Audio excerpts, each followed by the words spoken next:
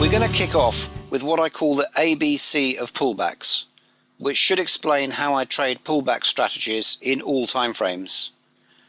We're then going to look at the three component parts of a pullback strategy: directional bias, the pullback itself, and what I call thrust.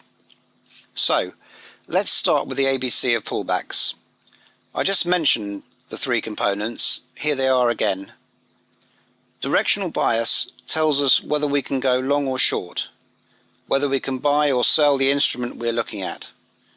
If the directional bias is long, we can't go short, and if the directional bias is short, we can't go long. By the way, many spread bettors get this wrong, for instance trying to buy a stock when it is in a clear downtrend. Pullback is a move in the opposite direction to the overall directional bias. The pullback gives us a chance to get on board, a bit like a train stopping at a station. Finally, thrust. We don't actually get on board until we have a clear signal that the instrument is heading off back in the direction of the overall directional bias. We're looking for a signal that the move in the opposite direction to the overall directional bias is over. So let's look at a pullback and an uptrend. The overall direction is up. Our directional bias is up. We won't be looking to go short, only long. This is the pullback. Price going in the opposite direction to the overall directional bias. Finally, here is the thrust, a sign that price is heading back in the overall direction of our directional bias. The pullback not only gives us a chance to get on board, we now have a clear place to put a stop and define our risk, which is below the low of the pullback. If price crosses below here, that will tell us we should no longer be in the trade. Something is not right. The resumption of the overall trend is not happening as we had hoped. Now here is a pullback in a downtrend. The components here are exactly the same but in reverse. Directional bias, pullback, thrust, place to put our stop and define our risk above the high of the pullback. Now let's link this to an earlier module.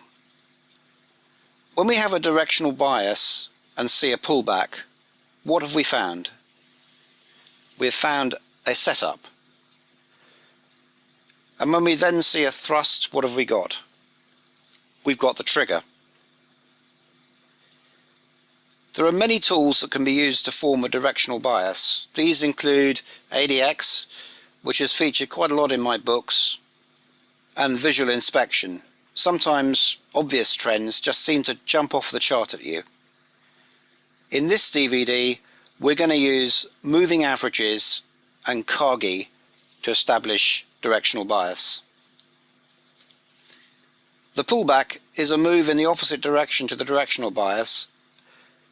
Again, a range of tools can be used to find pullbacks, including a range of indicator and oscillator such as RSI and stochastics. Some traders look for patterns, for example geometric patterns such as triangles, or retracement patterns such as Fibonacci retracements. Others look for various configurations of daily or intraday highs, lows and closes. In this DVD, we're going to look at where price closes within a range to determine whether a pullback has occurred, using the indicator Williams %R.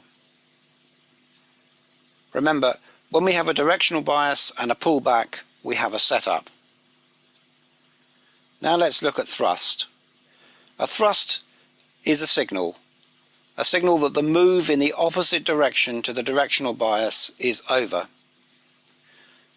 Similar tools to identifying a pullback are available to assist here, including indicators, patterns, and various configurations of daily or intraday highs, lows and closes. In this DVD, we're looking for price to take out the extreme of the previous day, exceeding the high of the previous day if we're going long, or the low of the previous day if we're going short. In the workbook, there are various examples of pullback strategies using different tools, and you might like to see if you can design some yourself. Remember the basic building blocks summarized on this slide. That concludes Module 5.